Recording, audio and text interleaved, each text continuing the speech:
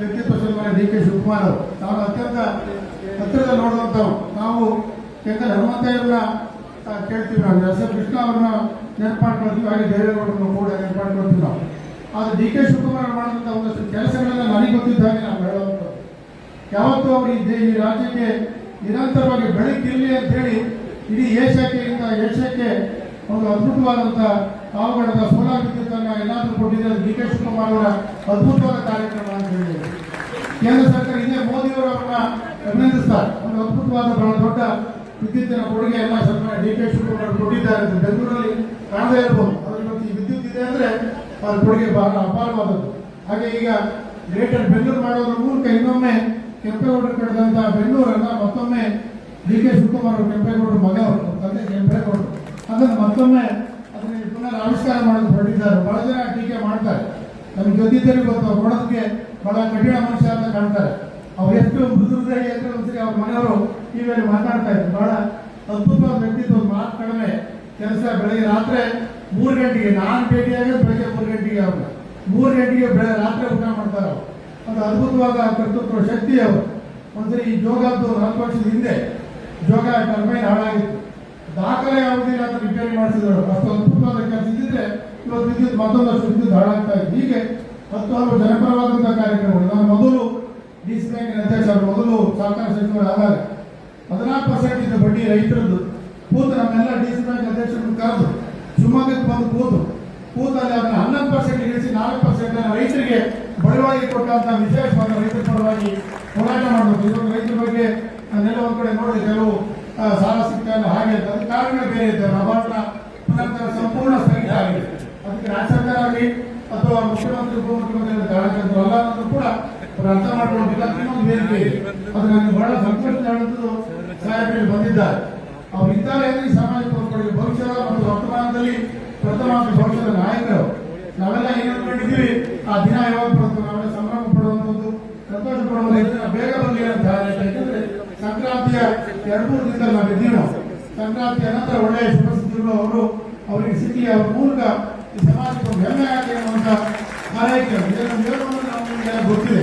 ಬಹಳ ದಿನಗಳಿಂದ ಕಾಯ್ತಾ ಇದ್ದೀವಿ ನಾವು. ಬಹಳ ದಿನಗಳಿಂದ ಈ ಸಮಾಜ ಒಬ್ಬ ನಾಯಕನ, ಮುಂದಿನ ಭವಿಷ್ಯದ ನಾಯಕನನ್ನ ಕಾಣುವುದು ತವಕದಲ್ಲಿ ಇಡೀ ಸಮಾಜ, ಅದು ಯಾವುದಾದ್ರೂ ಪಕ್ಷಕ್ಕೆ ಸೇರಲಿ, ಯಾವುದಾದ್ರೂ ಭಾಗದಲ್ಲಿ, ಮಲೆನಾಡು, ಸೌತ್ ಕೇಂದ್ರ, ಬಯಸಿದೆ, ಎಲ್ಲ ಭಾಗದಿಂದ ಬಂದವರು ಕೂಡ ನಾವು ಅವ್ರ ಬಗ್ಗೆ ವಿಶೇಷವಾದ ಕಳಕಳಿ ಹೊಂದಿದ್ವು. ನಾವು ಕುವೆಂಪು ನಾಡಿನವರು, ನಾವು ನಮಗೂ ಅವ್ರಿಗೆ ಸಂಬಂಧ ಆಗಿದೆ. ಇತ್ತೀಚೆಗೆ ತೀರ್ಥಹಳ್ಳಿಗೂ ಚಿಕ್ಕಮಗಳೂರಿಗೂ ನಮಗೂ.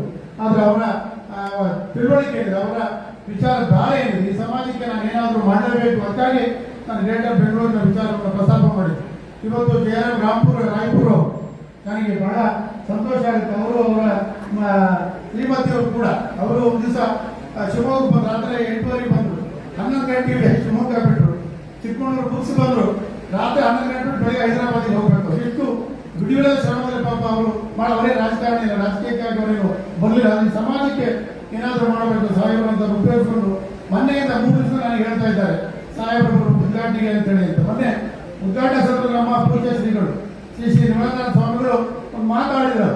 ಮತ್ತೊಮ್ಮೆ ಈ ಸಮಾಜವನ್ನ ಕೆಡ್ಕೋದು ಬೇಡ, ಮತ್ತೊಮ್ಮೆ ಅತ್ಯಂತ ಸೌಮ್ಯವಾಗಿ ಈ ಸಮಾಜಕ್ಕೆ ಏನಾದರೂ ಮತ್ತೆ ಅನ್ಯಾಯ ಆಗುವಂಥದ್ದಾದ್ರೆ ನಾವು 1993ರ ನೆನಪನ್ನು ಮಾಡ್ಕೊಳ್ತಾ ನಾನೇ ನಾಯಕತ್ವ ವಹಿಸಬೇಕಾಗುತ್ತೆ ಅನ್ನುವಂಥ ಮಾತನ್ನ ಪೂಜ್ಯ ಶ್ರೀಗಳು ಇದೇ ವೇದಿಕೆ ಮೇಲೆ ರಾಯಪುರ ಅವರ ಪಕ್ಕದಲ್ಲಿ, ಮುನಿರಾಜ್ ಅವರ ಪಕ್ಕದಲ್ಲಿ ಮಾತಾಡಿದರು. ಅದರಿಂದ ಸಮಾಜ ಕೂಡ ಯಾವತ್ತೂ ಕೃಷಿಕ ಸಮಾಜ ಅಲ್ಲದೆ ಇವತ್ತು ಅತ್ಯಂತ ದೊಡ್ಡ ಈ ಸಮಾಜ ಉದ್ದಿಮೆಗಳನ್ನು ಕೂಡ ತೋರಿಸಿಕೊಂಡಿದೆ. ಅದಕ್ಕಾಗಿ ರಾಯಪುರ ಅವರ ಈ ಒಂದು ವಿಶೇಷವಾದ ಕಲ್ಪನೆಗೆ ಅವರು ಏನು ಶ್ರಮವನ್ನು ಹಾಕಿದ್ದಾರೆ ಅದು ಖಂಡಿತ ಒಂದು ದಿವಸ ಬರ್ತದೆ.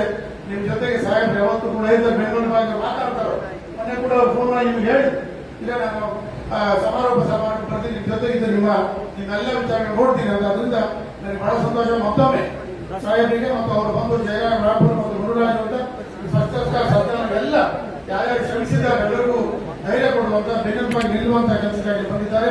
ಅವರು ಇಡೀ ಸರ್ಕಾರದ ಪರವಾಗಿ, ಇಡೀ ಉದ್ದಿಮೆ ನಮ್ಮ ಸಮಾಜದ ಪರವಾಗಿ, ಕೃಷಿಕರ ಪರವಾಗಿ ಎಲ್ಲರಿಗೂ ಕೂಡ ವಿಶೇಷವಾದ ರೀತಿಯಲ್ಲಿ ಅಭಿನಂದನೆ ಹೇಳ್ತಾ ಮುಂದೂ ಕೂಡ ಈ ಉದ್ದಿಮೆಯನ್ನು ಬಳಸೋದ್ರಲ್ಲಿ ಈಗಾಗಲೇ ಜಯರಾಮ್ ರಾಯಪುರ್ ಅವರು ಹೇಳಿದ್ರು, ಇಬ್ಬರು ವಿಶೇಷವಾಗಿ ಯಾರು ಶ್ರಮ ಪಡ್ತಾ ಇದ್ದಾರೆ, ಆರ್ಥಿಕ ಸಹಾಯ ಕೊಡಬೇಕು, ಸೀಡ್ ಮನಿ ಕೊಡುವಂತ ಕೆಲಸವನ್ನ 55 ವರ್ಷ ಕೊಡುವ ಕೆಲಸವನ್ನು ಮಾಡಿದ್ರು. ಹೀಗೆ ಇವೆಲ್ಲದರ ಹಿಂದೆ ಅವರು ಇರ್ತಾರೆ ಅನ್ನುವಂತ ಮಾತನ್ನು ಹೇಳ್ತಾರೆ. ಮತ್ತೊಮ್ಮೆ ಅದಕ್ಕೆ ಪೂಜ್ಯ ಶ್ರೀಗಳಿಗೂ ಕೂಡ ಈ ಸಂದರ್ಭದಲ್ಲಿ ನೆನಪಾಡು ಬಂದಿದ್ದ ಹಿಂದೆ ಅವರು ಕೂಡ ಬೆಂಬಲವಾಗಿ ನಿಂತಿದ್ದಾರೆ ಅನ್ನೋದು. ಯಾರ್ಯಾರು ಈ ಬಸ್ ಸರ್ಕಲ್ನ ಉದ್ದಿಮೆ ಸಮಾವೇಶದ ಯಶಸ್ವಿ ಕಾರಣಕರ್ತರಾಗಿದ್ದಾರೆ, ಆರ್ಥಿಕವಾಗಿ ಬೇರೆ ಬೇರೆ ತರದಲ್ಲಿ ಶ್ರಮಿಸಿದ್ದಾರೆ, ಪ್ರತಿಯೊಬ್ಬರಿಗೂ ಕೂಡ ನಿನ್ನೆ ಮಹಿಳೆಯರ ದೊಡ್ಡ ಸಮಾವೇಶ ನಡೆಯಿತು. ನಮ್ಮ ಎಲ್ಲ ಮಾಜಿ ಗೌರವಿತ ನ್ಯಾಯಾಧೀಶರುಗಳ ಭಾಗವಹಿಸಿದ್ರು, ಇಂಜಿನಿಯರ್ಗಳು, ಡಾಕ್ಟರ್ಗಳು, ಎಲ್ಲ ತರದ ವಿದ್ಯಾರ್ಥಿಗಳು ಪ್ರತಿಯೊಬ್ಬರು ಕೂಡ ಭಾಗವಹಿಸಿ ಯಶಸ್ವಿ ಕಾರಣಕರ್ತರಾಗಿದ್ದಾರೆ. ಮತ್ತೊಮ್ಮೆ ಅವರೆಲ್ಲರ ಪರವಾಗಿ ನಾನು ಸನ್ಮಾನ್ಯ ಉಪಮುಖ್ಯಮಂತ್ರಿಗಳಿಗೆ ವಿಶೇಷವಾದಂತಹ ಸಂಕ್ರಾಂತಿಯ ಶುಭಾಶಯಗಳನ್ನು ಹೇಳ್ತಾ ಮತ್ತೊಮ್ಮೆ ಜಯರಾಮ್ ರಾಯ್ಪುರ್ ಅವರ ಮತ್ತು ಮುನಿರಾಜ್ ಅವರ ಇಡೀ ಟೀಮ್ನ ಶ್ರಮ ಸಾರ್ಥಕ ಆಗಿದೆ ಅಂತ ಮಾತನಾಡಿ ನಿಮ್ಮೆಲ್ಲರಿಗೂ ನಾನು ಮಾತು ಮುಗಿಸ್ತೀನಿ.